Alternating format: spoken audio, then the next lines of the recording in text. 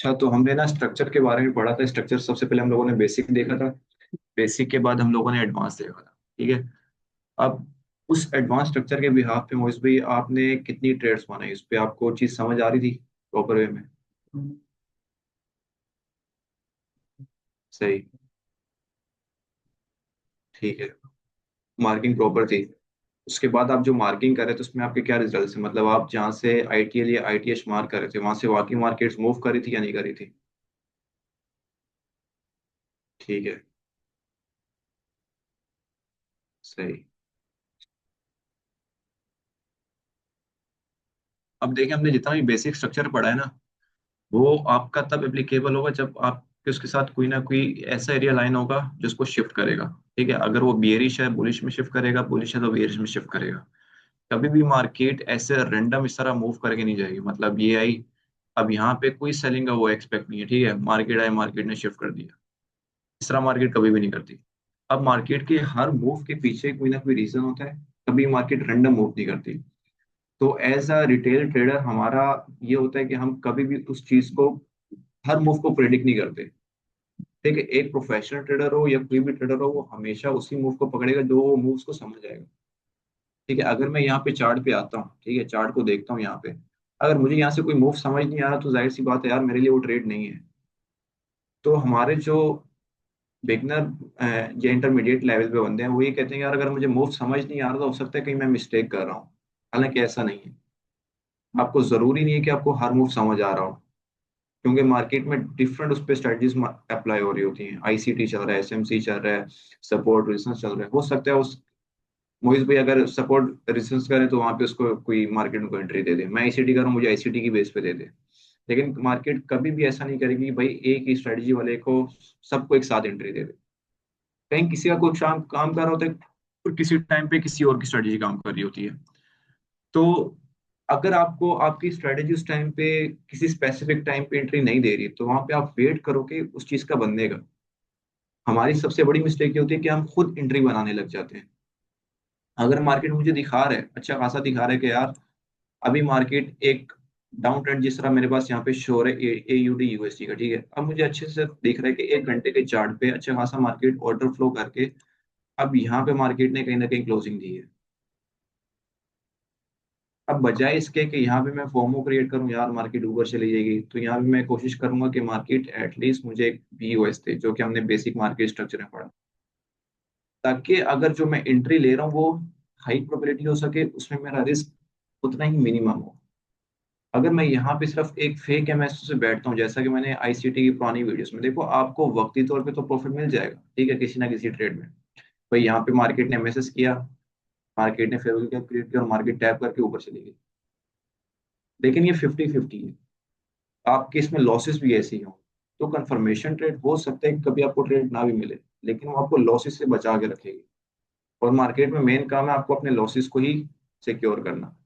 अगर आप लॉसेस वो करते हो जो कि फिर आगे जाके कवर करना मुश्किल होता है, फिर आपकी साइकोलॉजी पे वो अफेक्ट करता है। जितना बड़ा लॉस होगा उतना आपका माइंड में प्रेशर होगा कि यार मैं इसको रिकवर करना है। और आपकी हतुल इम्कान कोशिश होगी कि भाई मैं एक ट्रेड में इसको रिकवर करूं। तो उसको मिनिमाइज करने के लिए हम लोग फिर ये करते हैं कि अपने स्ट्रक्चर ये सब चीजों को देखते हैं। जहां पे मार्केट आपको प्रॉपर एंट्री दे रही होती है, निकल गई खैर है, कोई मसला नहीं है। अगर लेट सपोज यहाँ पे मेरे पास एक रियल एमएसएस होता और यहाँ पे एंट्री थी, मार्केट यहाँ पे चली गई। अब अगर मैं यहाँ से अपनी ट्रेड प्ले करता हूँ और यहाँ पे अपना एसएल वैलिड रखता हूँ, वो बड़ा बन जाएगा। ठीक है। जहाँ पे मेरा 30 पिप कैसा रखना था वहां पे मेरा 50 का चला जाएगा। तो ये मेरे रूल्स के अगेंस्ट है। और आप हमेशा ये चीज कोई भी ट्रेडर उठा के देख लो, जितने भी प्रोफेशनल हैं जो प्रॉफिटेबल हैं वो अपने रूल्स डिसिप्लिन के साथ चलते हैं।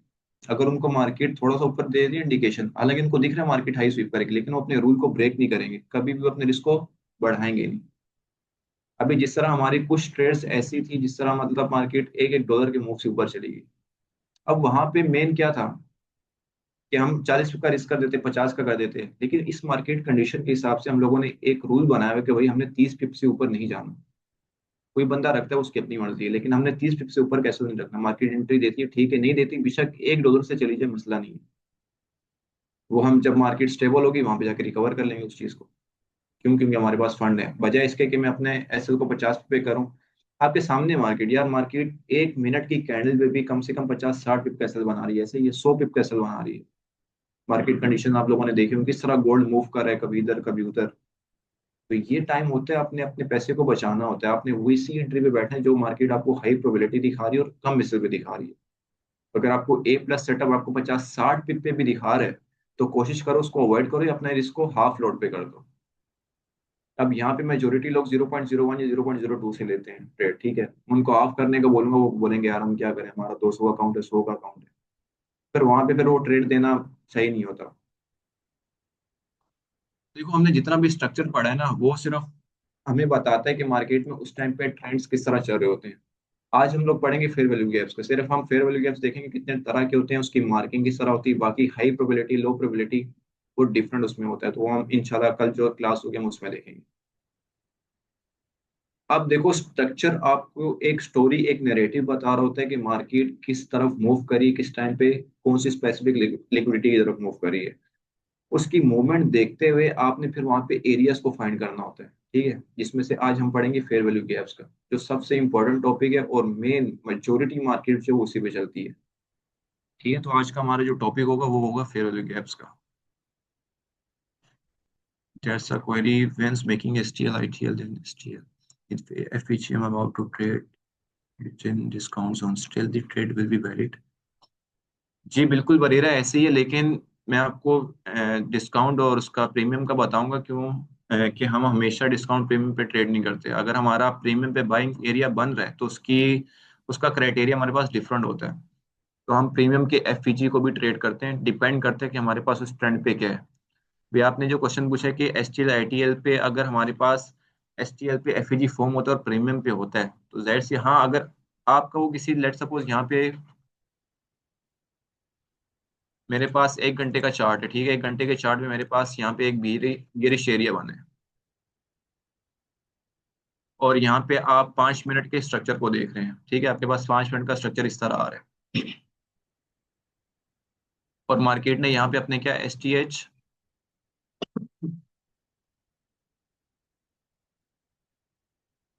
फॉर्म कर दिया। एस टी एच फॉर्म करने के बाद मार्केट ने equal high equal loss create कर मार्केट यहाँ पे आ गई।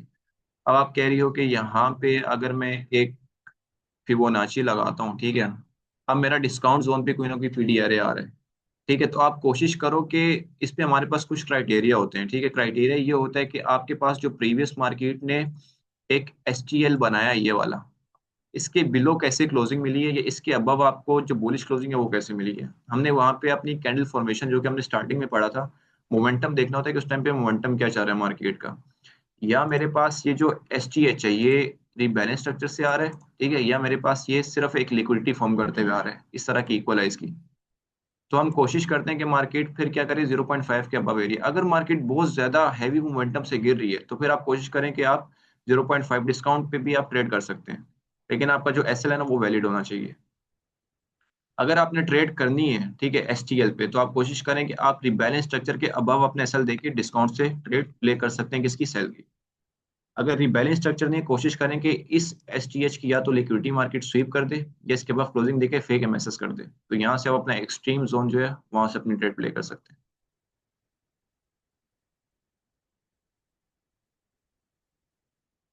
और स्किन क्लास ग्रुप, ठीक है, मैंने बता दिया है। कोई कंफ्यूजन हो तो यहाँ पे आप दोबारा पूछ लीजिएगा। क्या हुआ? नहीं, इसका है ना टॉपिक, यार टॉपिक का क्वेश्चन बताना लाजमी।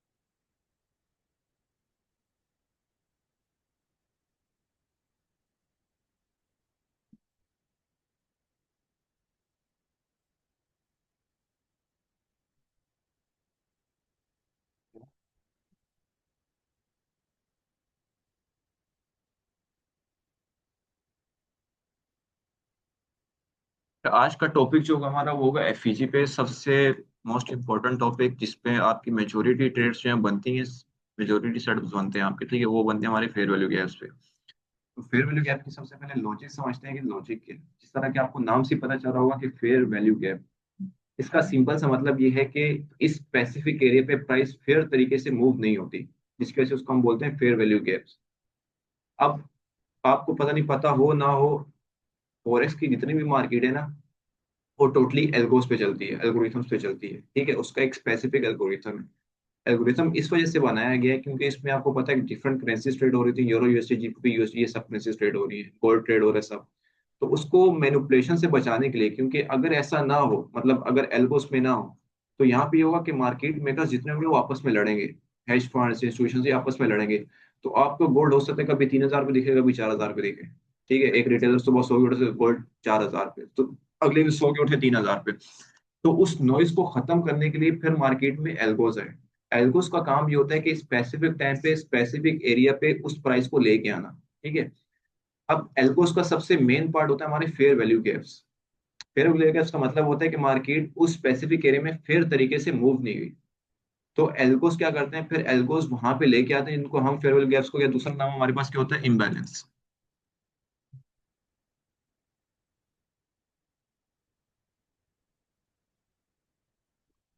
ठीक है, एल्गोरिथम का काम है कि आपके पास जितने भी इम्बैलेंस क्रिएट हुए हैं चार्ट पे, मार्केट उनको आके क्या करे, बैलेंस करे। ये मार्केट के एल्गोस के काम है। अगर मार्केट,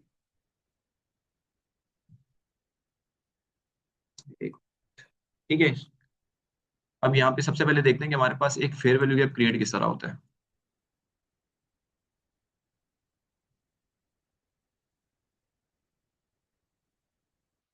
हमारे पास जो फेयर वैल्यू गैप बनते हैं वो तीन कैंडल से मिलके बनते हैं, ठीक है। हमारे पास सबसे एक कैंडल, दो कैंडल, तीन कैंडल। आपने तीन कैंडल देखनी है, तीन कैंडल के आपके सबसे पहले एक विक, ये वाली पहली कैंडल की विक और तीसरी कैंडल की विक। पहली और तीसरी कैंडल के विक में जो आपके पास बॉडी गैप होता है उसको हम बोलते हैं फेयर वैल्यू गैप। जैसे ही आपके पास इस तरह मार्केट मूव करेगी, इसका मतलब ये है कि मार्केट में ये जो स्पेसिफिक एरिया है, फेयर वैल्यू गैप के पीछे लॉजिक ये है कि इस स्पेसिफिक एरिया में मार्केट फेयर तरीके से मूव नहीं हुई, मतलब यहाँ पे जो ऑर्डर्स थे वो मार्केट के प्रॉपर में एग्जीक्यूट नहीं हुए।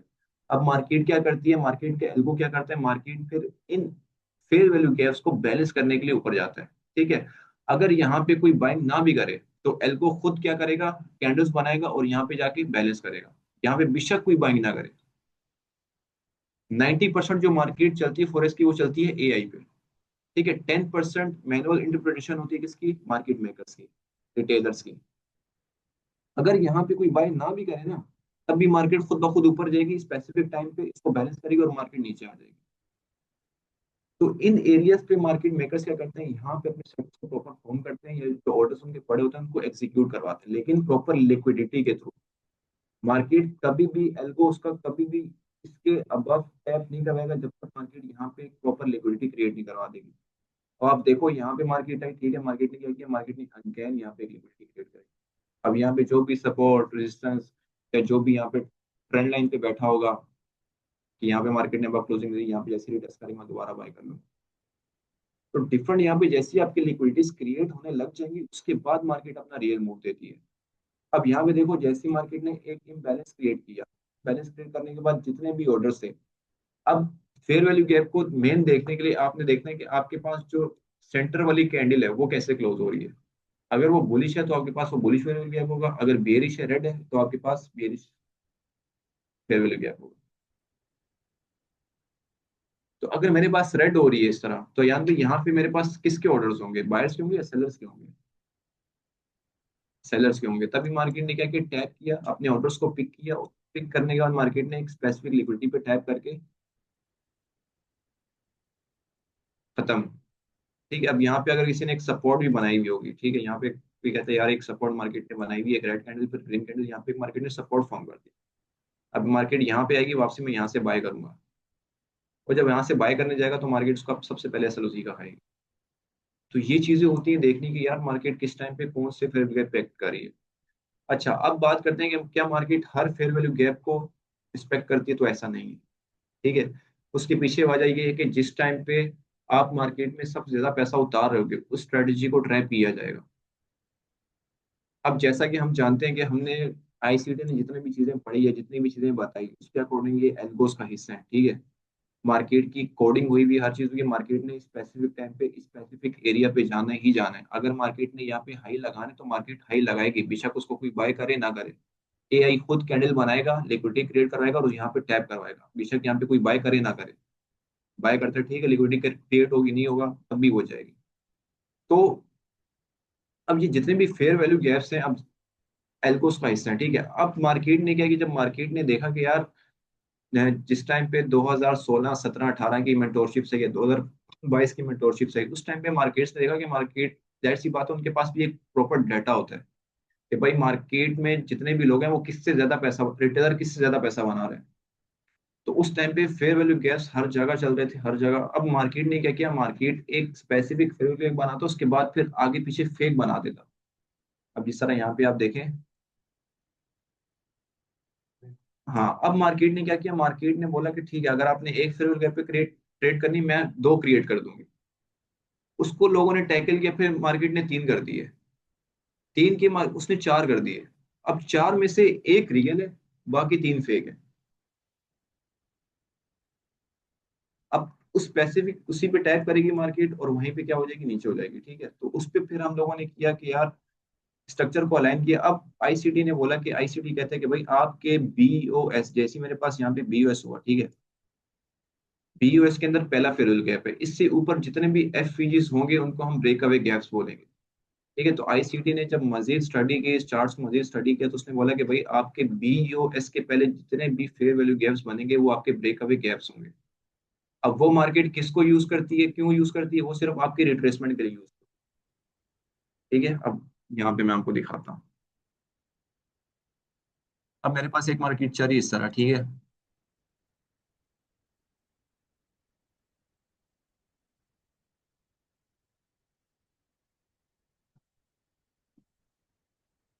अब मार्केट क्या करती है, अब मार्केट ये करी कि मार्केट इस बीओएस से पहले पहले जितने भी हैं उन फेयर वैल्यू गैप्स को क्रिएट करती है।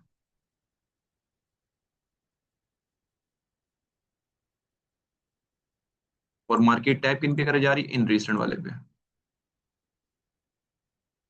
अब आईसीटी बोलता है कि जब भी मार्केट ट्रेंडिंग में होगी, वहां आपके जितने भी फेयर वैल्यू गैप्स होंगे, ब्रेकअवे मार्केट उन तक नहीं पहुंचेगी। क्यों? क्योंकि मार्केट का एक क्राइटेरिया सेट हो चुका है, मार्केट ने रीसेंट इम्बैलेंस को ही बैलेंस करना है। क्यों? क्योंकि अगर मार्केट को मजीद इन इम्बैलेंस के पास जाना पड़ेगा तो वहां पे आपको क्या ज्यादा फिर लिक्विडिटी जनरेट करवानी पड़ेगी। तो अगर आपके पास एक हाई ऑर्डर्स यहाँ पे पड़े हुए हैं कहीं ना कहीं, तो मार्केट क्या करती है, मार्केट फिर एक ट्रेंडिंग उसमें ले जाती है मार्केट्स को, वहां फिर रिसेंट जितने भी आपके पीडीआरएस होंगे मार्केट उसी पे टैप करेगी, इसके बाद इनको फिल नहीं करेगी मार्केट। इनको कब फिल करेगी, जब आपके पास एक स्ट्रक्चर शिफ्ट हो जाएगा, मार्केट यहाँ से अपने ऑर्डर्स पिक कर लेगी, फिर मार्केट आएगी, मार्केट इनको एज अ रिट्रेसमेंट यूज करेगी, जहाँ से अक्सर हम जब मार्केट सेल साइड आ रही होती है तो हम बाय भी करते हैं। क्यों करते हैं? वो इन रिट्रेसमेंट की वजह से करते हैं। अगर मैं यहाँ से बाय कर रहा हूँ और अपना टारगेट इस लिक्विडिटी को देता हूँ, क्या मेरी मेरा टारगेट हिट होगा? कभी भी नहीं होगा। क्यों? ट्रेंड शिफ्ट हो चुका है और मार्केट जिस रिट्रेसमेंट कर रही है। इन पुल बैक्स को लेने के लिए मार्केट फिर क्या इन ब्रेकअवे गैप्स को यूज करती है, जो बीयूएस से पहले बनते हैं।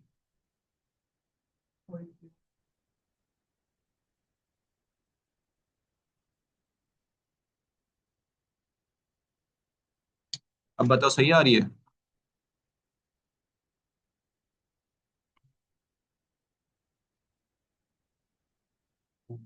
कहाँ तक देखा था? कहाँ से आवाज खराब हुई थी, बता दो मुझे। रिट्रेसमेंट। हाँ, तो दानियाल मैं ये कह रहा था कि मार्केट जब रिट्रेसमेंट के लिए आती है ना, तो मार्केट फिर ये जो बीयूएस के अबव, बीयूएस के बिलो आपके बनेंगे ना फेयर वैल्यू गैप्स, इनको ऐसा रिट्रेसमेंट यूज करती है।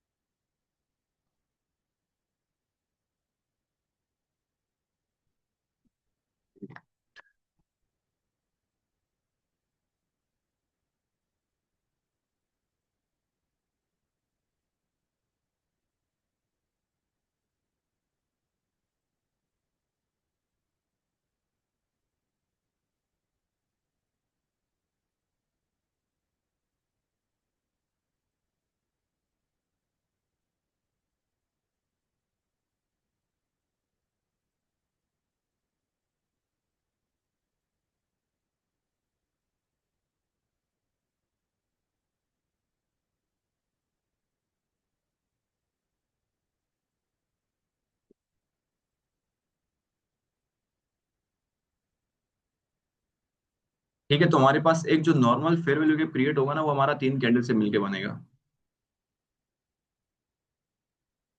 अभी हम लोग ये नहीं देखेंगे कि भाई हमारे पास हाई प्रोबेबिलिटी है या लो प्रोबेबिलिटी है।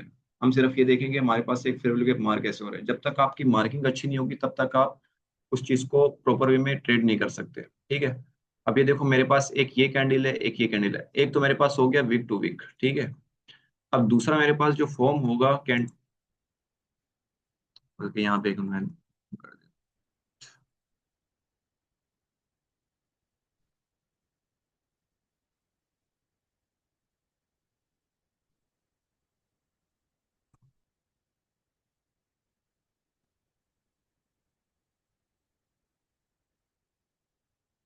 देखो इस तरह की 3 कैंडल्स होंगी।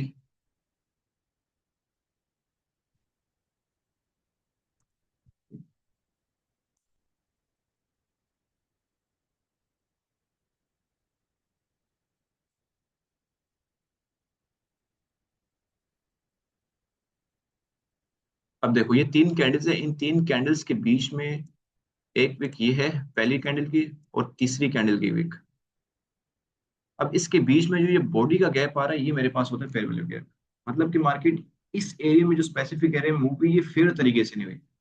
अब मार्केट कैल को ये कहते हैं कि भाई जब आप मार्केट को वापस लेके जाओ, इस इम्बैलेंस को बैलेंस करो, देन नीचे लेके आओ। ठीक है, मार्केट के सिर्फ 2 काम है मार्केट के। सबसे पहला काम एफईजी पे टैप करना, उसको बैलेंस करना। दूसरा, बैलेंस करने के बाद इन हाइस को क्या करना, स्वीप करना। क्या हाथ क्यों खड़ा की है?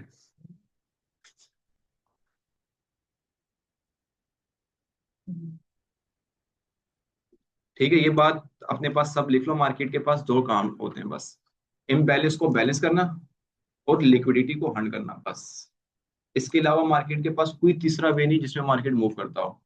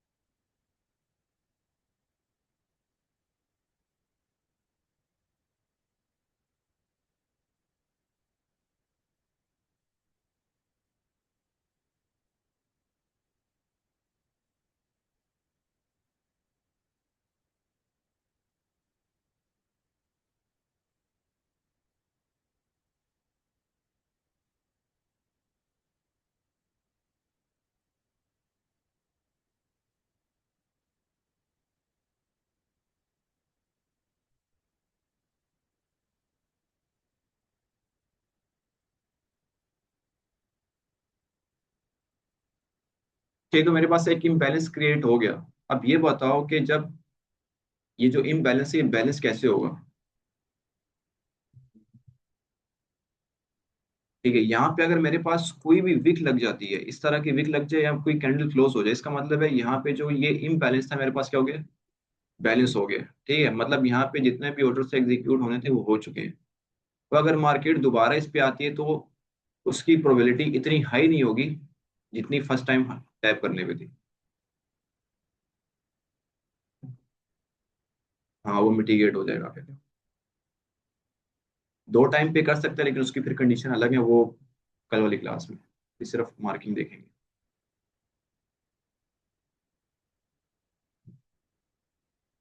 अच्छा, ये मेरे पास 3 कैंडल से, अच्छा इसमें मेन देखो, मेरे पास इस कैंडल का कलर और इस कैंडल का कलर जो है इम्पैक्ट नहीं है। ठीक है, कोई उस पर इम्पैक्ट नहीं करेगा।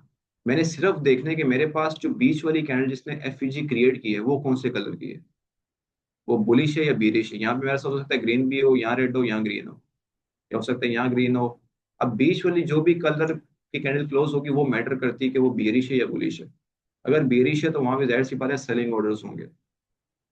1 मिनट का भी एफईजी ना, 1 सेकंड का भी, उससे भी रिएक्शन आएगा। अच्छा, बेशक उसको रिस्पेक्ट करे ना करे मार्केट, लेकिन रिजेक्शन मार्केट लाजमी लेगी वहां से। किसी भी टाइम फ्रेम पे मार कर सकते हो। वो उसको बताऊंगा मैं। ठीक है। अच्छा, उसके बाद हमारे पास जाहिर सी बात है, अगर आप एक चीज देख रहे हो तो आपके पास फिर वीडियोस आएंगे यूट्यूब वगैरह उस पे, तो उसमें ना कुछ लोग जो हैं एफईजी को बोल रहे होते हैं सीबी और बीसी। ठीक है, ये एक ही चीज है दोनों। इनकी फुल फॉर्म आप अपने पास लिख लो।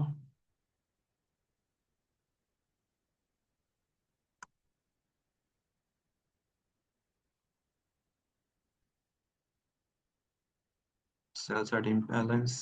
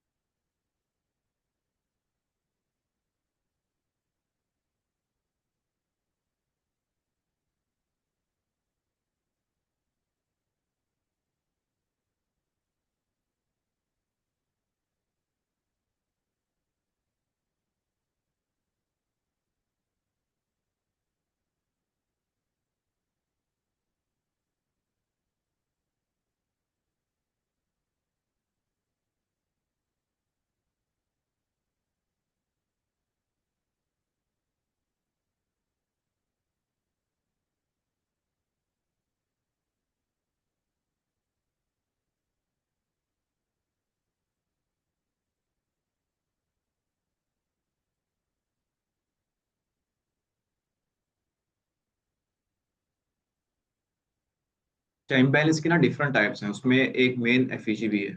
सही है। अगर आपको कोई बोलता है इम्बैलेंस, तो हो सकता है वॉल्यूम इम्बैलेंस की बात कर रहा हूँ, तो वो मैं आगे बता रहा हूँ क्या होता है।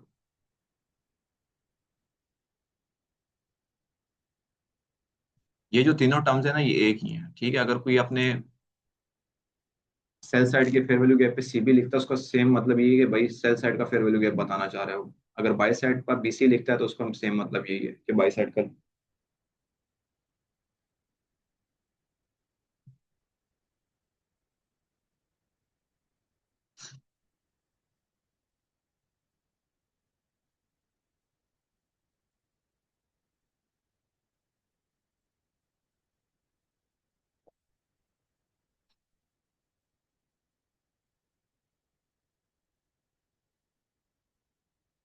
समझ आया एफपीजी आज मार्किंग साथ साथ।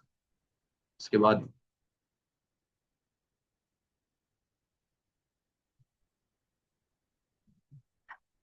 इस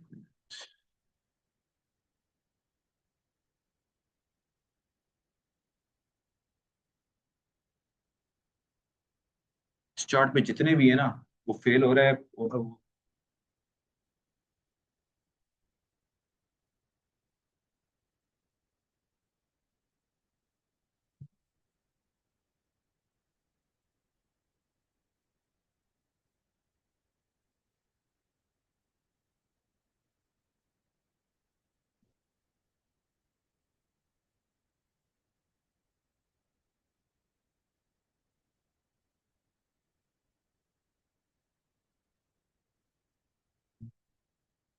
ये दो यूज कर लो।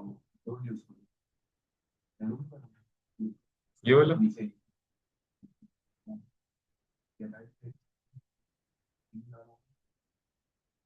है।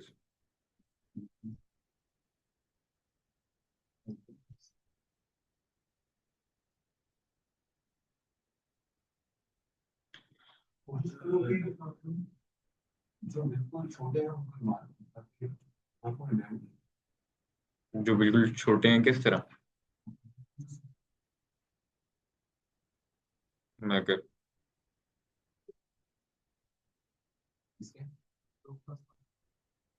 हाँ, इसमें है, ये वाला है।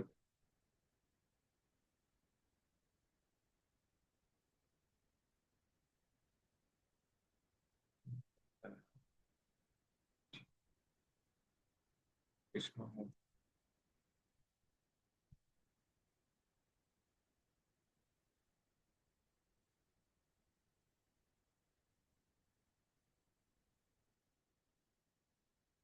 ये बुलिश है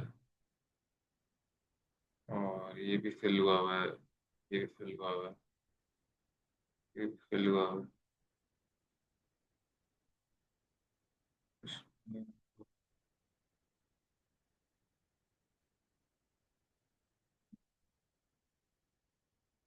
है। इस वाले में हाँ ये बिल्कुल हल्का सा, हल्का सा।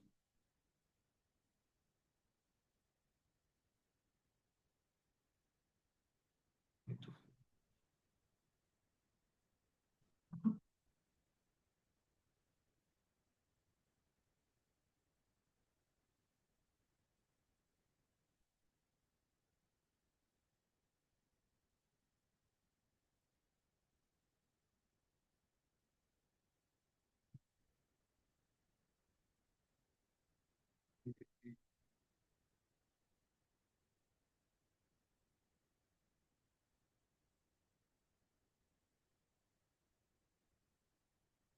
यही है।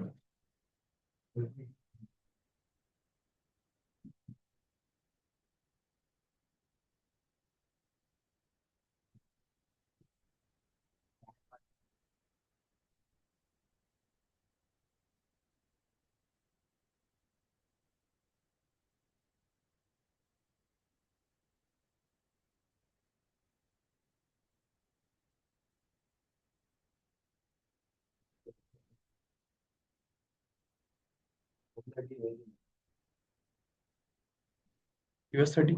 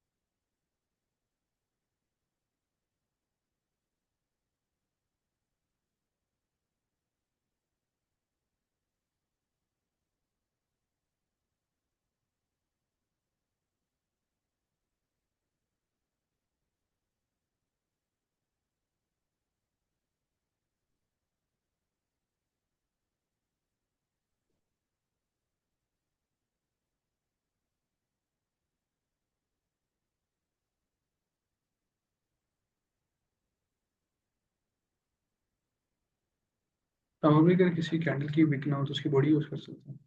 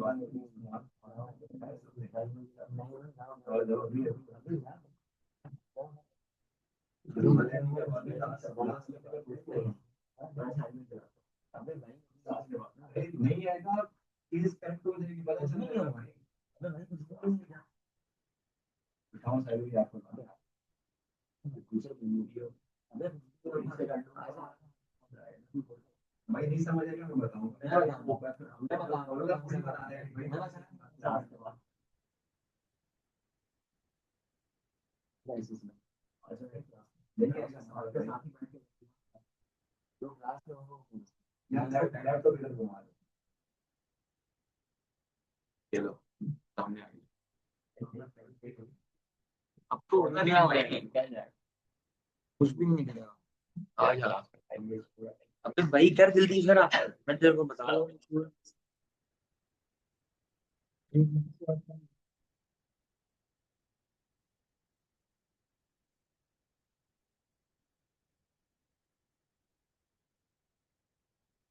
अच्छा तो भाई हमने पीसीसीबी का पढ़ा, अब मेरे पास ये बुलिश फेयर वैल्यू गैप है, ठीक है, इसको मैं एफईजी भी बोल सकता हूँ और इसको मैं डीसी भी बोल सकता हूँ।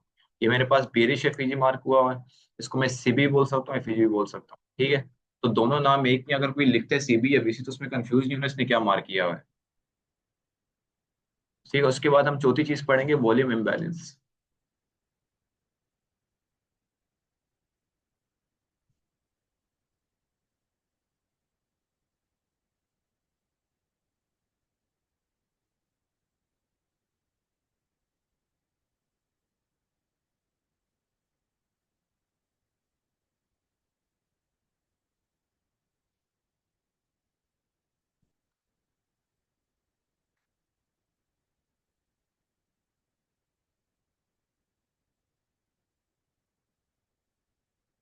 मगर इसको बाद में देखते हैं।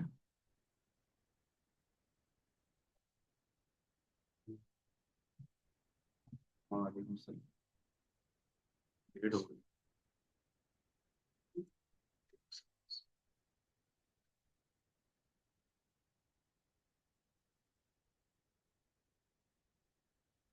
आज इधर आ जाए। क्लासेस प्रीवियस देखी है और एडवांस वाली नहीं।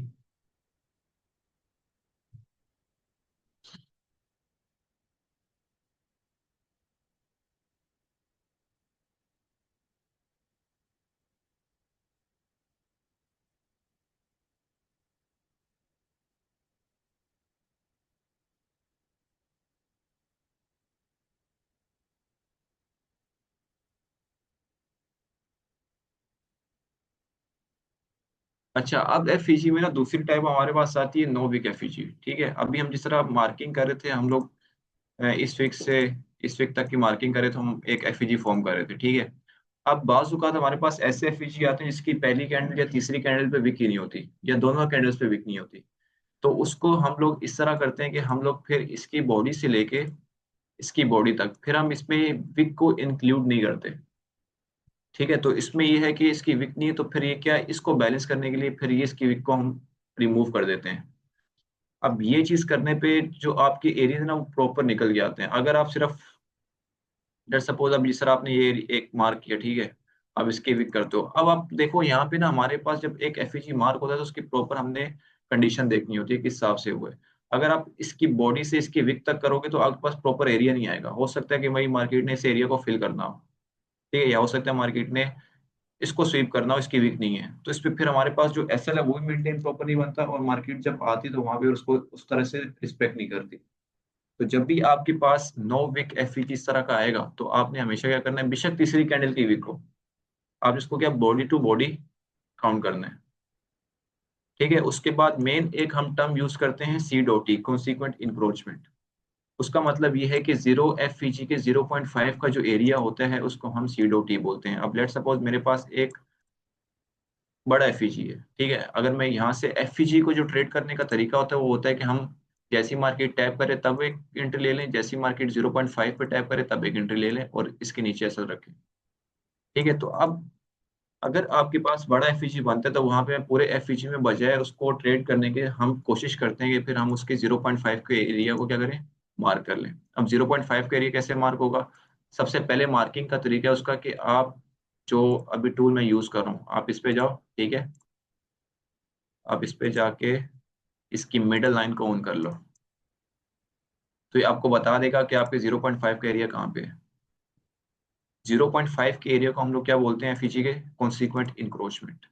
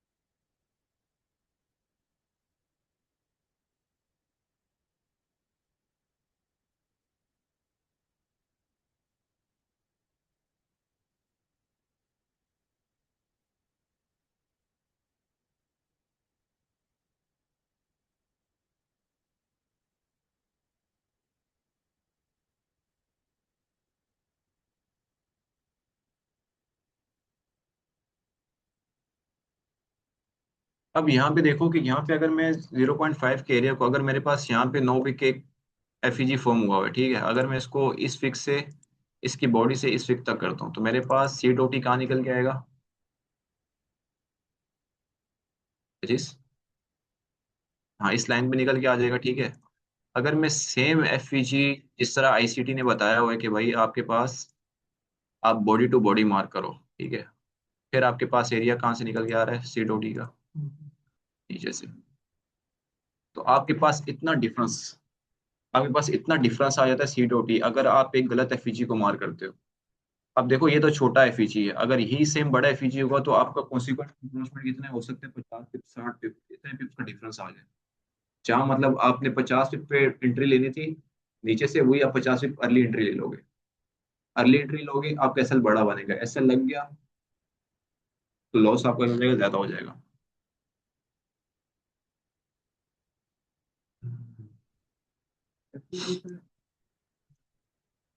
एफईजी पे मुझे भी डिपेंड करता है वो कि मतलब आप किस ट्रेंड के साथ बैठे हुए हो, डीलिंग रेंज पे हो, फिबोनाची के एरियाज, वो सब मार करके फिर एक हाई प्रोबेबिलिटी या लो प्रोबेबिलिटी एफईजी निकलता है। अभी हम सिर्फ मार्किंग करेंगे, मार्किंग के बाद फिर चला ये चीजें प्रॉपर है।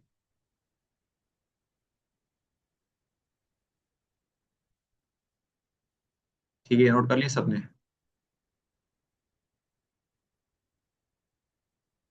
ये हमारे पास एफईजी की टू टाइप्स होती हैं, जो कि हमारे पास एक बेसिक एफईजी मार्क होता है, ठीक है। उसके बाद हमारे पास एक टर्म यूज होती है वॉल्यूम इम्बैलेंस की।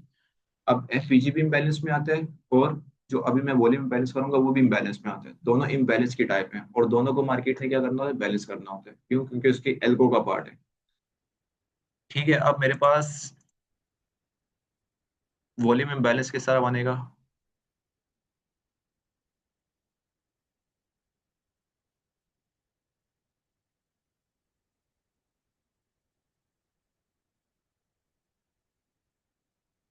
आपके पास वॉल्यूम इम्बैलेंस बनेगा जब भी आपके पास दो विक्स ओवरलैप कर रही होंगी, आपका वो बनेगा वॉल्यूम इम्बैलेंस। इसका मतलब है कि यहाँ पे जो वॉल्यूम आना था बाय एस एल का, एफईजी में हम लोग क्या कर रहे थे?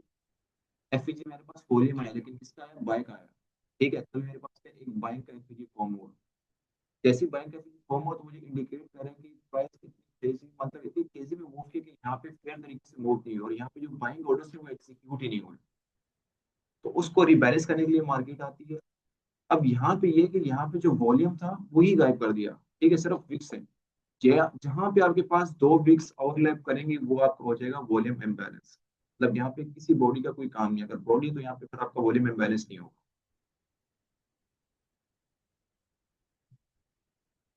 अब इसके भी बैलेंस का तरीका क्या है? या तो मार्केट क्लोजिंग दे दे या मार्केट यहाँ पे एक विक लगा दे। जैसे विक लगेगी आपका वॉल्यूम बैलेंस क्या हो जाएगा? बैलेंस हो जाएगा।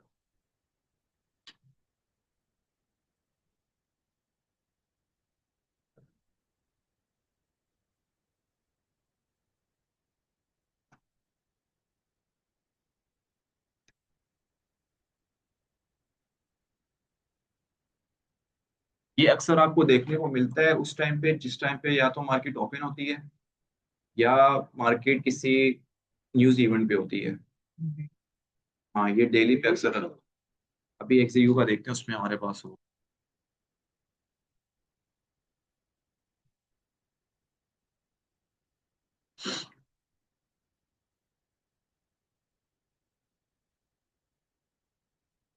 ये है, लेकिन ये गैप अलग से भी है। एक मतलब होगा कहीं ना कहीं होगा। लो टाइम फ्रेम पे भी मिल सकता है, जरूरी नहीं आपको हाई टाइम फ्रेम में मिले।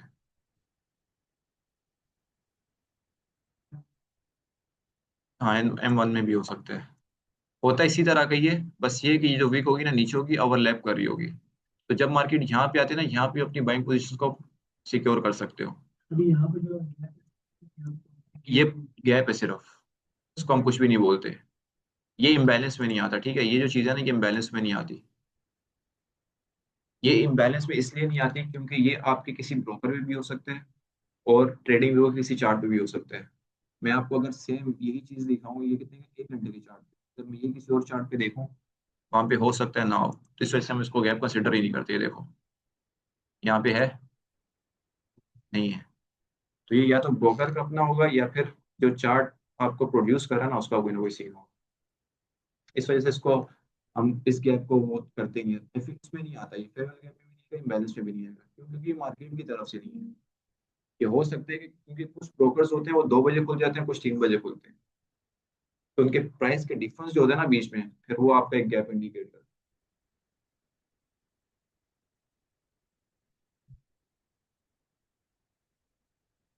वॉल्यूम इम्बैलेंस की देखते हैं एग्जांपल, कोई wait.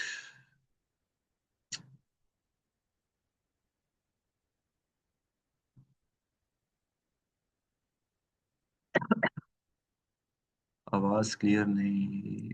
What is purpose, why do we study it? Volume imbalance. Volume imbalance से भी हम लोग ट्रेड कर सकते हैं। मतलब वहां पे जो वॉल्यूम हमारे पास चल रहा था वो ही गायब हो गया, मतलब मार्केट से एक जो मोमेंटम आ रहा था वो मोमेंटम शिफ्ट हो गया। तो अगर मेरे पास वॉल्यूम बनता है अपने ट्रेंड पे बाय साइड पे, तो मैं वहां से अपनी बाइंग पोजीशंस को एग्जीक्यूट कर सकता हूँ। सीबी और बीसी। सीबी का मतलब होता है बाय साइड, लिखा हुआ है कैंडल्स का। यार ये देखो यहाँ पे ना मैं एक bearish fair value gap mark कर रहा हूँ, ठीक है? मैं इसको एफईजी भी बोल सकता हूँ और मैं इसको सीबी भी बोल सकता हूँ, एस आई बी आई, मतलब cell side imbalance, by side inefficiency. मतलब सेल साइड मेरे पास इम्बैलेंस क्रिएट हुआ है, अब बाय साइड इनएफिशिएंसी तब खत्म होगी जब बाय साइड मार्केट यहाँ पे आएगी मेरे पास।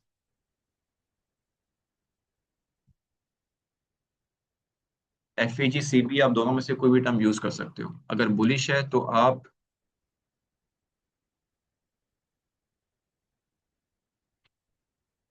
बीसी और एफईजी यूज कर सकते हो।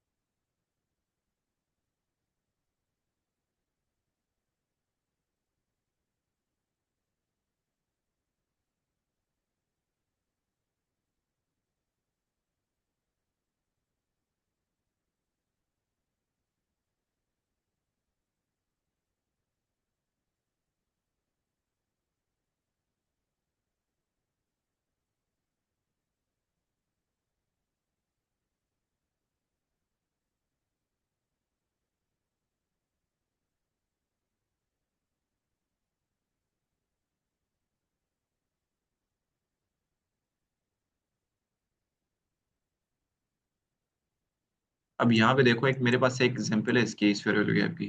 अब देखो इसका, इस कैंडल का कलर क्या, ग्रीन है मेरे पास, इसका रेड है, ठीक है। तो हमने यहाँ पे ना कलर मैटर नहीं करता कि आपके पास कौन सा है, आपने सिर्फ ये देखना होता है कि आपके पास जो candle fair value gap create कर रही है वो किस कलर की है। अगर वो बेरिश है तो भाई आपके पास बेरिश ट्रेंड, बुलिश है तो बुलिश। अब जितना हाई टाइम फ्रेम का एफईजी होगा वो उतना ही ज्यादा एक्ट करता है, क्यों? क्योंकि उस पूरे डेली का इम्बैलेंस को कवर कर रहा है, उस पूरी डेली को बैलेंस करने जा रहा है, बैलेंस करने जाएगा, वहां से ऑर्डर पिक करेगा, जितने ज्यादा ऑर्डर्स पिक करेगा आपको मार्केट में मूवमेंट उतनी ज्यादा देखने को मिलेगी। ठीक है, तो ये हमारी टाइप्स एफईजी की। उसके बाद हमारे पास एक सबसे ज्यादा यूज होता है आईएफईजी। ठीक है, इसको हम बोलते हैं इन्वर्जन।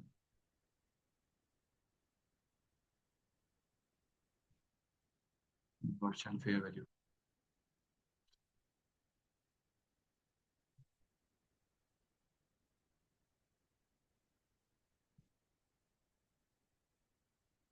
और दूसरी टाइप लिख लेना बीपीआर।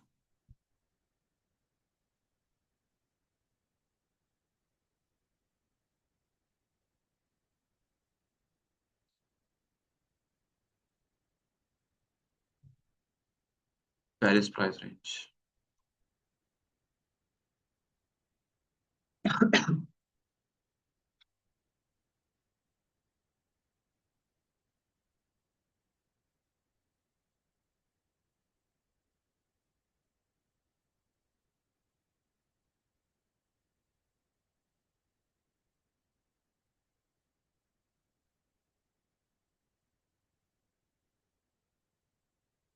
सबसे पहले देखते हैं इन्वर्जन। हमारे पास इन्वर्जन और बीपीआर काफी सिमिलर होते हैं, लेकिन लोगों को ना इसमें डिफरेंस नहीं पता कि होता क्या है। वो कभी इन्वर्जन को बीपीआर बोल रहे होते हैं और बीपीआर को इन्वर्जन बोल रहे होते हैं।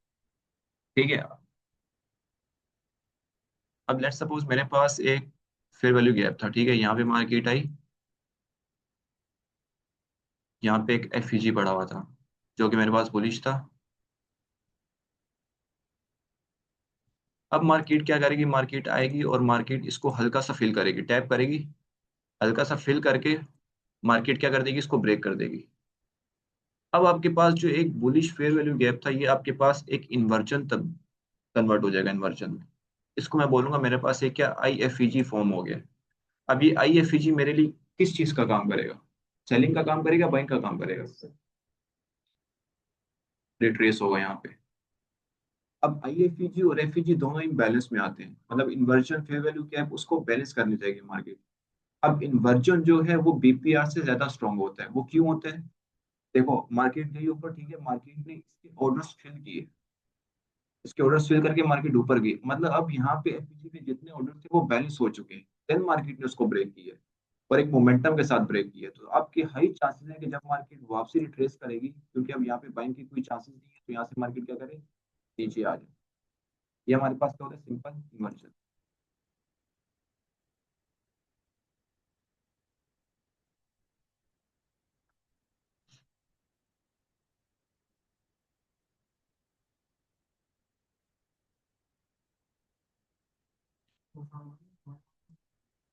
इसमें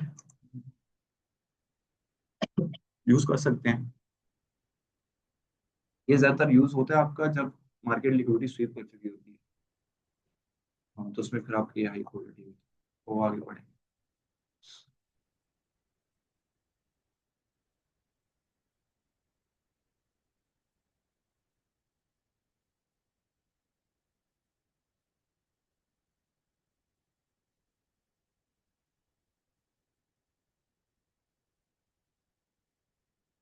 अच्छा, इन्वर्जन हमारे पास सिंपल था कि मार्केट आए, टैप करे और मार्केट क्या करे, तो उसको ब्रेक कर दे। बेशक वो एफईजी के साथ करे ना करे, वो हमारे पास इन्वर्जन काउंट होगा।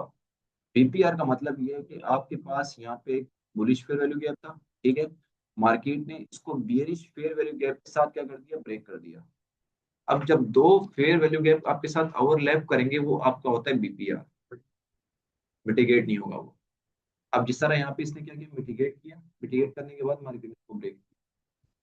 ठीक है, अब यहाँ पे मार्केट क्या कर रही है, मार्केट बुलिश फेयर वैल्यू के पे मार्केट ऊपर गई और मार्केट ने बगैर इस पे टैप किए कोई रिएक्शन देता, मार्केट सीधा नीचे आ गई और मार्केट ने उसी एरिया में आपको क्या कर दिया, एक नया फेयर वैल्यू गैप क्रिएट कर दिया। जब दो फेयर वैल्यू गैप ओवरलैप करेंगे तो आपका वो बीपीआर का काम करता है। जिसको हम बोलते हैं बेरिश प्राइस रेंज। मतलब जो सेल बाय साइड का इम्बैलेंस था वो सेल साइड में शिफ्ट हो गए, प्राइस को क्या कर दिया, बैलेंस कर दिया। तो इसको जब मार्केट रिट्रेस करेगी, इस पे भी हम अपनी ट्रेड्स को एग्जीक्यूट कर सकते हैं, लेकिन इसकी प्रोबेबिलिटी, इसकी अच्छी प्रोबेबिलिटी है, लेकिन इसकी प्रोबेबिलिटी इन्वर्जन के मुकाबले में कम है। इसका, इसमें जरूरी नहीं है, अगर ये भी क्रिएट कर देना और इस चीज नहीं ले, और यहाँ पे आपका एक फॉर्म कर दे और आपके पास ये वैलिड एसटीए चले। और इसमें रीबैलेंस कराएगा ये। कौन सा? तो हाँ आप यहाँ पे एफिशिएंसी बन रहा है, जितना बन तो रीबैलेंस कराएगा। हाँ। यहाँ यहीं से ट्रेड प्ले कर सकते हैं।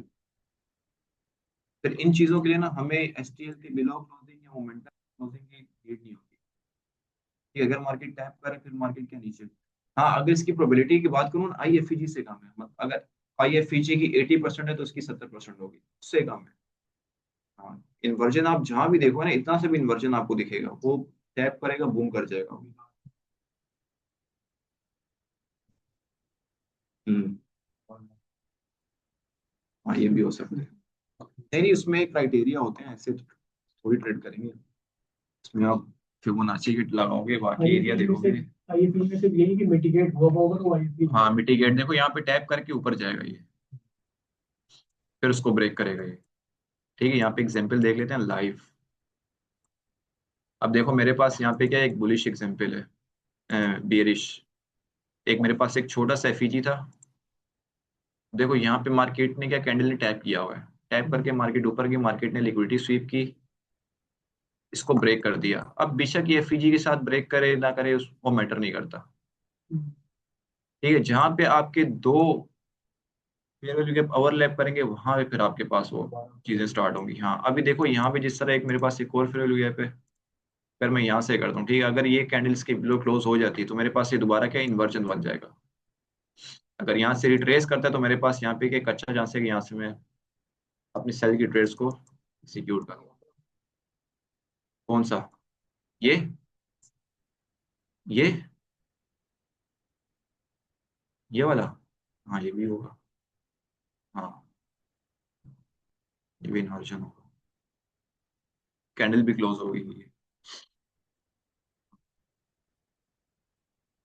देखो, एक अगर ये हो जाती है, एक इन्वर्जन, दो इन्वर्जन, तीन इन्वर्जन।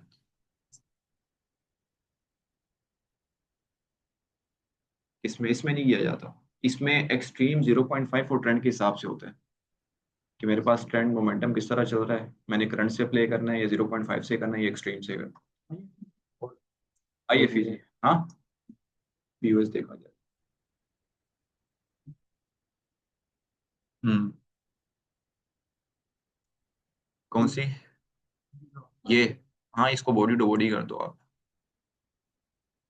हाँ। नहीं, ये होगा, कौन बॉडी सा? का भी रेट भी होगा। इसमें आईएफईजी में नहीं देखना होता। नहीं, तो वैसे हाँ, अगर हाई टाइम फ्रेम का तो करंट पे देखते हैं, अगर आपका लोअर टाइम फ्रेम इस तरह बन रहा है 0.5 का देखते हैं। ठीक है, उसके बाद मेरे पास एक ये बन रहा है। देखो मार्केट ने टैप किया, दोबारा मार्केट आई, ठीक है, अभी स्टिल ये, और मार्केट दोबारा अगेंस्ट की लिक्विडिटी स्वीप। दोबारा तो देखना होगा। कौन सा? नहीं नहीं, यही बना है ना, टैप किया, बुलिश था ना, टैप किया, बिलो क्लोजिंग दे दी, अभी एज ए इन्वर्जन मेरे पास बना हुआ है, इसी में मार्केट ने टैप करके नीचे लिक्विडिटी स्वीप की है, फिर मार्केट ऊपर गई है। अब अगर मैं इस इन्वर्जन को ट्रेड करूं, ये मेरे पास तो वैलिड ही नहीं है ना, क्योंकि यहाँ पे तो बैलेंस होगी वो चीज इन्वर्जन की। हाँ, कहाँ पे? यहाँ पे?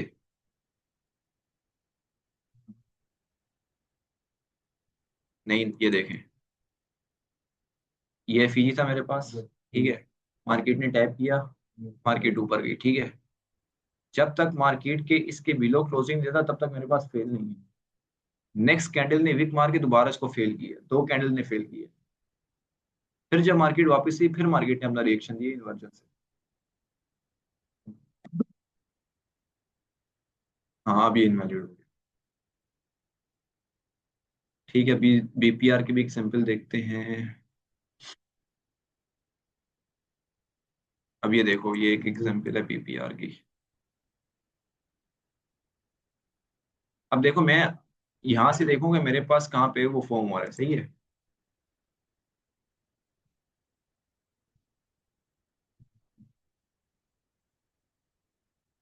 ये भी इन्वर्जन हो जाएगा, ये भी फिर नहीं है।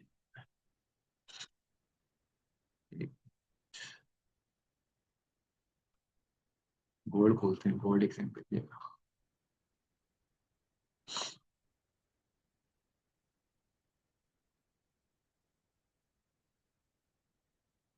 ये देखो,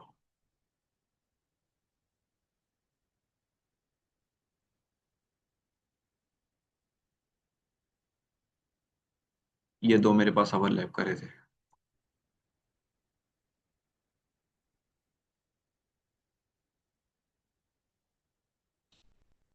इसकी भी वीक नहीं है, इसकी भी वीक के इस पे करूंगा, लेकिन क्या मैं इस वाली को देखूंगा, इस वाली को, ठीक है। ये प्रीवियस जो है इसको मैं अवॉइड करूंगा, लेकिन मैं ये देखूंगा कि इस फेयर वैल्यू गैप के अंदर कोई प्रीवियस फेयर वैल्यू गैप बन रहा है मेरे पास या नहीं बन रहा। अगर मैं इसको मार्क करूं, इसकी वीक नहीं है, तो इसको मैं क्या है, इस पे मार्क करूंगा। अगर मैं बियरिश को मार्क कर रहा हूँ, लेकिन अब मैं बुलिश को कर रहा हूँ, उस फेयर वैल्यू गैप के अंदर ये फेयर वैल्यू गैप आ रहा है। अगर ये इन्वर्जन होता ना तो इतनी बड़ी वीक ना लगती। इसको रिस्पेक्ट किया, लेकिन उस प्रॉपर वे में नहीं किया। इससे हम बोलते हैं कि भाई इसकी जो प्रोबेबिलिटी ना उस तरह की नहीं, इस तरह की आईएफई। क्यों? क्योंकि आईएफई बैलेंस होके वो ऑर्डर्स निकल चुके होते हैं, कि मार्केट ने हमने ऑर्डर्स निकाल दिए, अब यहाँ पे क्या होगा आपके पास, सिनेरियो चेंज हो जाएगा। नहीं, ऐसा तो आप देखो, यहाँ पे इसने ऐसा लिखा है ना, अगर एक वैलिड एसेट आप रखोगे यहाँ पे रखोगे इसके, ये तो उसने आपका ऐसा स्वीप करके ऊपर गई। इस वजह से बीपीआर को इतना ट्रेड नहीं करते, या किसी और कंफर्मेशन के साथ करते हैं, इसलिए ये हो जाए उसके साथ। भी कुछ और भी देख लेते हैं एग्जांपल्स। अब ये देखो, यहाँ पे एक मेरे पास एक और बीपीआर फॉर्म हुआ है।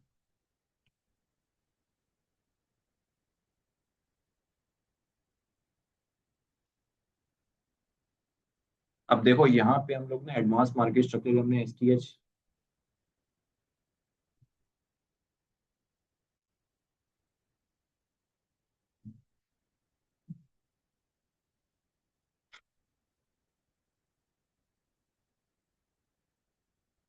शॉर्ट टर्म दो, ये शॉर्ट टर्म दो, ये इंटरमीडिएट दो। जब आपके पास ये स्ट्रक्चर फॉर्म हो जाए ना, और आपके पास ये, फिर हम इन सिचुएशन में देखने के बीपीआर को मार्केट ने रिस्पेक्ट किया, ठीक है, फिर हम स्ट्रक्चर के साथ इस तरह चीजों को अलाइन करते हैं।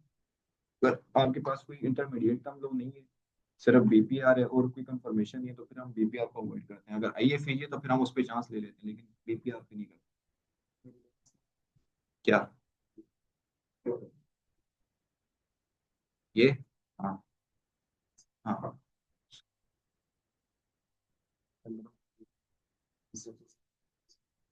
हाँ, बस वो ये सबको अलाइन करेंगे, अभी हम वही चीजें देख रहे हैं ना।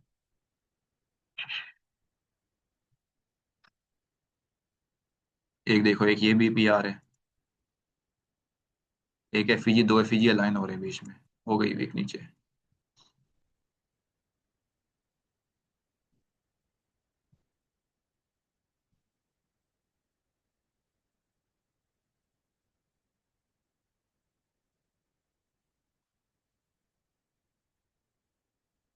बस बाकी आपके लाइव मार्केट में एग्जाम्पल आते रहेंगे इसकी। देखो इन्वर्जन जो है ना, इन्वर्जन बहुत स्ट्रांग होता है। अब यहाँ पे जितने भी इन्वर्जन आप मार्क कर लो, बफ क्लोजिंग टैब चलता जाएगा, ठीक है। ये इन्वर्जन है, ये इन्वर्जन है, नहीं यहाँ पे नहीं है, ये तो खैर बीपीआर है।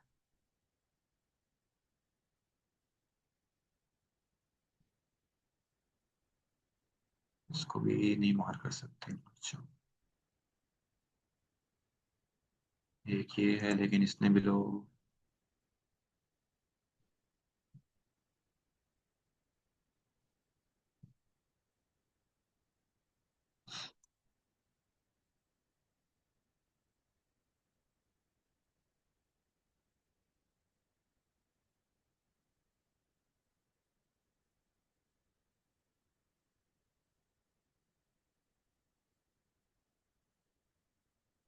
ये है बस। देखिए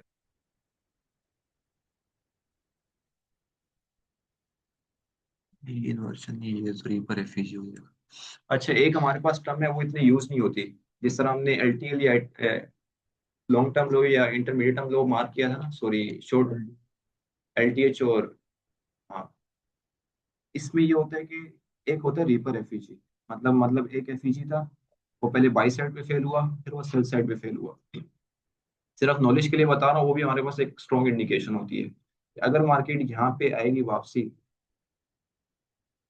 वापसी आएगी तो यहाँ से भी आपके क्या चांसेस क्या हो जाएंगे, बाई जाने की ज्यादा हो जाती है। इसको रीपर एफईजी बोलते हैं। ये बहुत कम यूज होता है, बहुत कम लोग इसको मार करते हैं। मतलब जाहिर सी बात है, एक एरिया ब्रीच हुआ, फिर दूसरा हुआ, तीसरा हुआ, ये ज्यादातर आपको साइड वेज पे दिखेगा। अगर किसी अच्छी कंफर्मेशन के साथ दिख रहा है तो आप उस पर अपनी ट्रेड कर सकते हो। ठीक है, तो भाई कल की आप लोगों की मार्किंग होगी एफईजी की।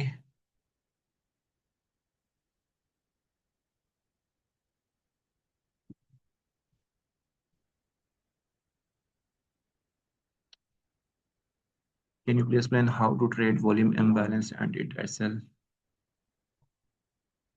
अच्छा, वॉल्यूम वॉल्यूम इम्बैलेंस की एग्जांपल मिलती है ना, मैं बेचता हूँ, वैसे मैं आपको बता देता हूँ वॉल्यूम इम्बैलेंस ट्रेड किस तरह होता है।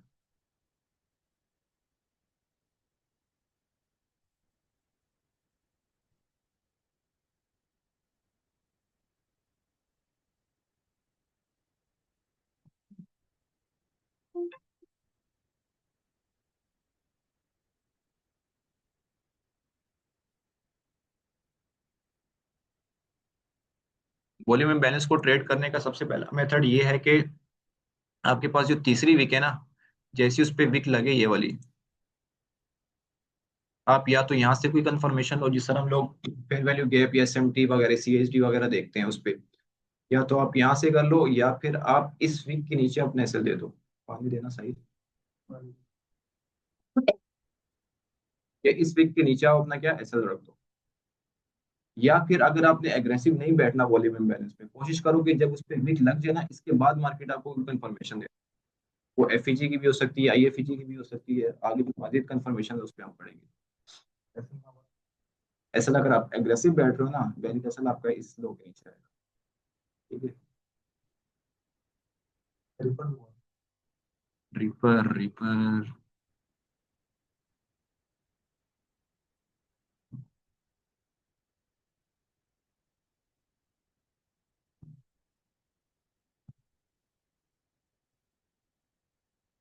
रिपर का सिंपल सा ही है, सबसे पहले मेरे पास बनेगा बुलिश वैल्यू, ठीक है।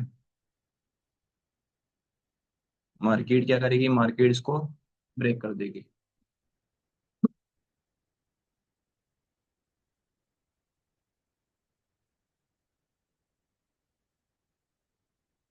जब मार्केट ने इसको ब्रेक कर दिया, अब ये आपके पास एफपीजीसी क्या बन गया, या तो बीपीआर बनेगा, या आपके पास ये एफईजी बनेगा। अगर इसमें एक फेवर बन जाता तो आपके पास ये क्या हो जाएगा, बीपीआर। अगर एफईजी नहीं है, मार्केट ब्रेक कर देती है इसको, ये आपके पास क्या हो जाएगा, अगर ब्रेक कर देती है एफईजी के साथ ये बीपीआर है, अगर विदाउट एफईजी करती है आपके पास आईएफईजी बन जाएगा। जैसी मार्केट किसी भी इन्वर्जन या बीपीआर को तीसरी दफा ब्रेक करती है, तब जाके आपके पास रिवर कन्वर्ट होता है। इसका मतलब ये है कि मार्केट यहाँ पे क्या, इसको हम फेक आउट भी बोलते हैं। ठीक है, मार्केट ने अच्छा खासे लोगों को ट्रैप की, ये मार्केट ज्यादातर या तो इंटरनल स्ट्रक्चर पे करेगी ट्रैप, या मार्केट साइडवेज पे करेगी।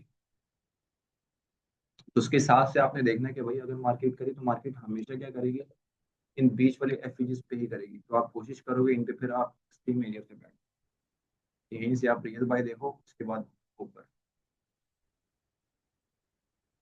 जब एक फेयर वैल्यू के दो दफा ब्रेक हो जाए, मार्केट उसको वायलेट कर दे, उसको हम बोलते हैं रिपर।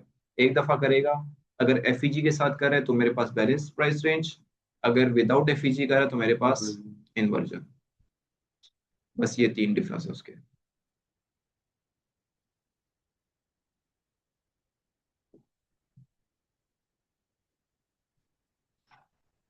सबसे पहले हमने देखा था एफईजी। ठीक है, एफईजी में हमारे पास थे सेम, ठीक है, पीसी और हमारे पास है सीबी। ठीक है।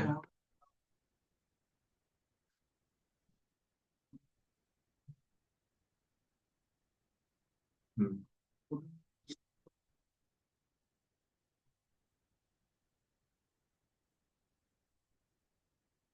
वो उसी में पढ़ाऊंगा, नेक्स्ट क्लास में पढ़ाऊंगा कि हाई प्रोबेबिलिटी हम कैसे बच सकते हैं इस टाइम पे मार्केट करेगी। ज्यादातर अगर मैं आपको बताऊं ना, वो अब लेट्स सपोज यहाँ पे मार्केट टैप कर चुकी है, सही है। देखो मार्केट है, ये मार्केट यहाँ पे टैप कर, अभी आप 5 मिनट का चार्ट देख लो। ठीक है, अब ये 5 मिनट के चार्ट क्या है, आपके पास फिनोमिना क्रिएट हुआ है। अब मार्केट जो है 4 आवर 1 आवर, ये उसके बड़े टाइम फ्रेम के रिजेक्शन ले रही है बेरिश एक्टिविटी से या ऑर्डर ब्लॉक से। मार्केट इसको फिर रिस्पेक्ट नहीं करेगा। ये चांसेस भी होते हैं कि हमारे पास एक्टिविटी जो फेल हो। ठीक है, वो इंशाल्लाह मैं कल पढ़ाऊंगा डिटेल। कल का इशू तो नहीं है ना किसी को भी? हाँ। अच्छा अभी यार, आप लोग ना जिन्होंने क्लासेस नहीं ली हुई ना, कल कोशिश करना कि वो क्लासेस लाजमी देख लो, क्योंकि हम स्ट्रक्चर के साथ जब एफईजी को अलाइन करेंगे ना, हमारी फिर प्रॉपर ट्रेड्स बनेंगे उस पर। हाँ।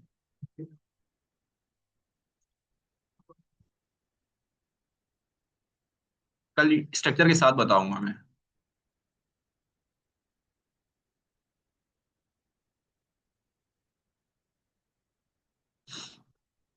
अभी समझ नहीं आएगा। ठीक है, इसमें हमने एफईजी में क्या पढ़ा है, बीसी और सीबी, इसकी मार्किंग। ठीक है, अब जितने भी ग्रुप्स हैं ना, सब भाई मुझे लाजमी भेज देना। किसी की मार्किंग आती नहीं है, बैच 2 और ये या बैच 3 वालों की आती है, बैच 1 तो बिल्कुल सन्नाटा चल रहा है। बेंच मार्क आती है। ठीक है, एफईजी आपने बीसी सीबी दोनों फेवर गैस मार्क करने हैं। ठीक है, उसके बाद आपने आईएफईजी और बीपीआर, इनकी मार्किंग भेजनी है। उसके बाद आप जो देखेंगे स्ट्रक्चर वगैरह, जो वीडियोस आपको समझ में, इसकी मार्किंग भेजनी है। उसके अलावा हम लोगों ने क्या पढ़ा है, रीपर भी देख लेना अगर रीपर समझ आ रहा है। वैसे रीपर हम इतना यूज नहीं करते। और उसके बाद जो होता है वॉल्यूम इम्बैलेंस।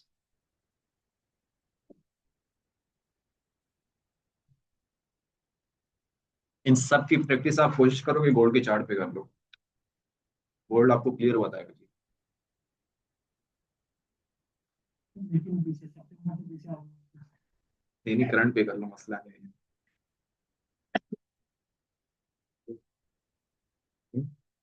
करंट पे कर लो। बिटकॉइन कुछ नहीं होगा।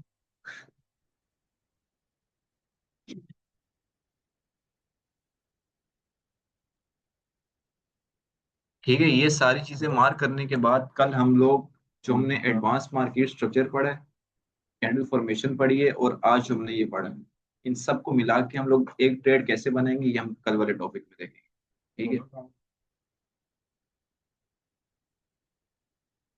अच्छा, ये सारे ना एल्गो का पार्ट है। ठीक है, सवाए किसको छोड़ के।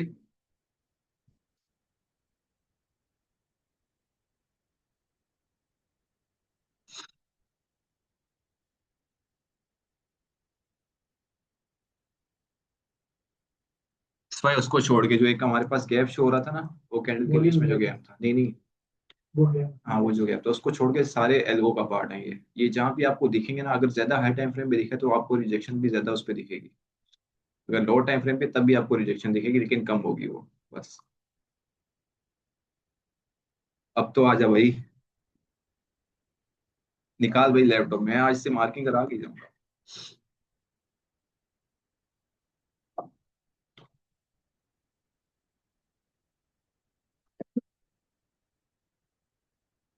तुम्हें प्रैक्टिस करनी है, प्रैक्टिस कर लो। लैपटॉप नहीं, ये वाला ले लो।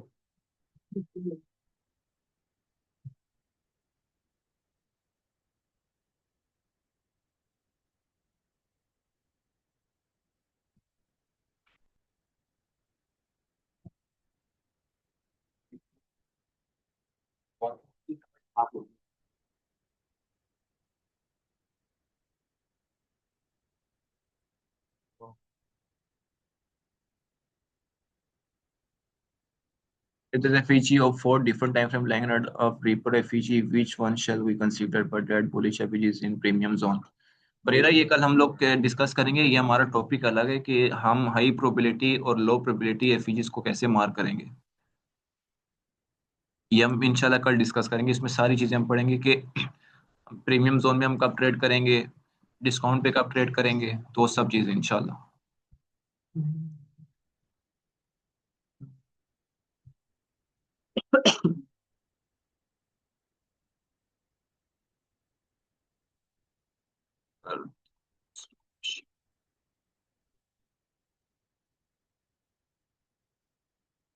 ठीक है, तो सेशन वाइंड अप करते हैं। बाकी जो हाई प्रोबेबिलिटी एफईजी को हम कैसे ट्रेड करेंगे, वॉल्यूम इम्बैलेंस को कैसे करेंगे, वो सब इंशाल्लाह हम कल देखेंगे।